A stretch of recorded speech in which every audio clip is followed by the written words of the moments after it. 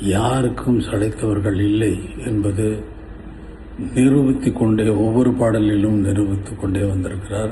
மிகவும் கடினமான உழைப்பாளி.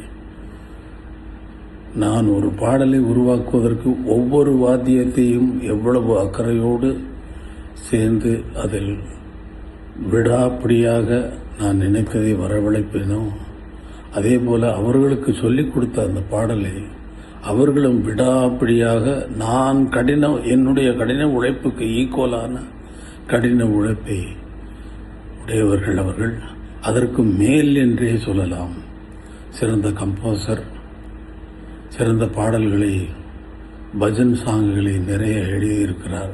அவருடைய இழப்பு இந்திய திரைப்பட சங்கீத உலகத்திற்கு ஒரு பெரிய இழப்பு.